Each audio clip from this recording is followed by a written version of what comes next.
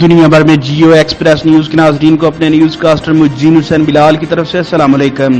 خبر شامل کرتے ہیں ضلع منڈی بہاؤدین سے، جہاں کمشنر گجرانوالا سید گلزار حسین شاہ نے deputy commissioner Mehtab Waseem Azhar, additional deputy commissioner revenue Malik Ghazanfar Ali Awan, assistant commissioner Phalia Sajid Munir Kalyar کے ہمراہ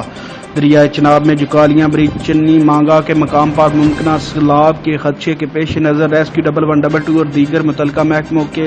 معاونت سے فرضی مشقوں کا مظاہرہ دیکھتے ہوئے اور متعلقہ محکموں کی طرف سے لگائے گئے ریلیف کیمپوں کا معائنہ کرتے ہوئے کہا کہ قدرتی آفات روکنا انسان کے بس میں نہیں، بلکہ پیشگی اور مؤثر تیاریاں کر کے بڑے نقصان سے بچا جا سکتا ہے۔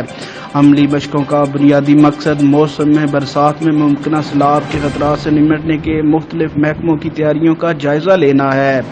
سیلاب کے دوران سب سے اہم کردار ریسکیو اور ریلیف کا ہوتا ہے، جس کے لیے ضلعی انتظامیہ، ریسکیو 112 ڈی ڈی ایم اے صحت سمیت دیگر تمام متعلقہ ادارے اپنی ذمہ داریوں سے بخوبی آگاہ رہیں۔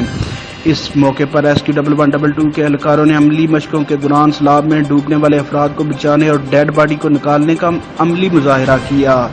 District emergency officer rescue 112 engineer Imran Khan نے بریفنگ دیتے ہوئے بتایا کہ ریسکیو 112 کے پاس 360 لائف جیکٹس، 19 بوٹس اور 160 ریسکیورز موجود ہیں۔ بریفنگ میں بتایا گیا کہ سول ڈیفنس کے 1800 رضاکار سیلاب کے دوران کسی بھی ایمرجنسی سے نمٹنے کے لیے تیار ہیں، جبکہ سول ڈیفنس نے کرونا وائرس میں آگاہی مہم کے 8000 پمفلٹس اور مقامی طور پر 3200 سینیٹائزر بھی تقسیم کیے ہیں۔ ٹائیگر ریلیف فورس کے بارے میں بتایا گیا کہ تحصیل پھالیہ میں ٹائیگر فورس کے 1000 اہلکاروں کی بھرتی کے ٹریننگ کی جا رہی ہے۔ کمشنر نے ٹائیگر ریلیف فورس کے اہلکاروں کی تعریف کرتے ہوئے ان کی حوصلہ افزائی کی اور ضلعی انتظامیہ اور ریسکیو 112 کی سیلاب سے بچاؤ کی تیاریوں پر مکمل اعتماد کا اظہار کیا۔ کیمرہ مین نوید افضل چرونڈیا کے ساتھ رپورٹ شاہد سامول، جیو ایکسپریس نیوز، پاڑیاں والی۔